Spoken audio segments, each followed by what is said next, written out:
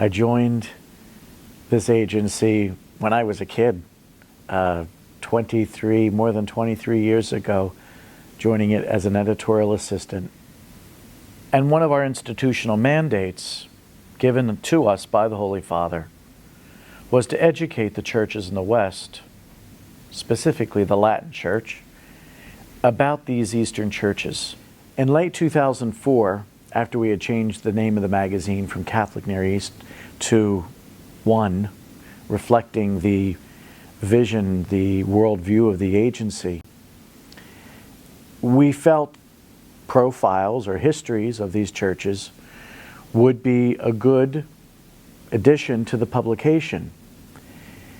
Little did I know that this would become a 7-year series that, with the exception of one profile, would be authored in their entirety by me. I'm happy it's over.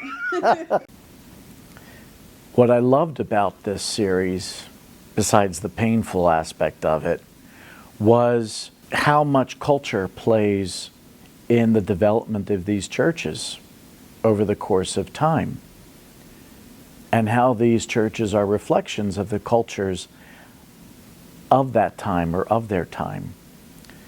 By training, I'm an art historian.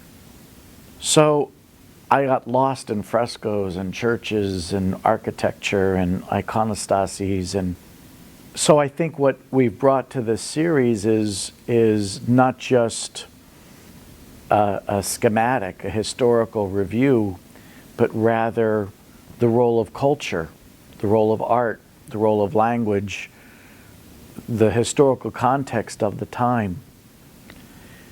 Now, I can't vouch for whether or not people felt that they were lifted up and educated by these articles. It's sort of one-dimensional. But it's our effort to make available to people in the West, the Latin Church, stories and histories they are not familiar with. I was at times often moved by the research and moved by what I wrote. Not that I'm a great writer, and not that this has gone with the wind or anything, but I think a fundamental lesson that I learned is how much all of these different churches have in common with one another, and how much my own Roman Catholic tradition has in common with these same Eastern churches.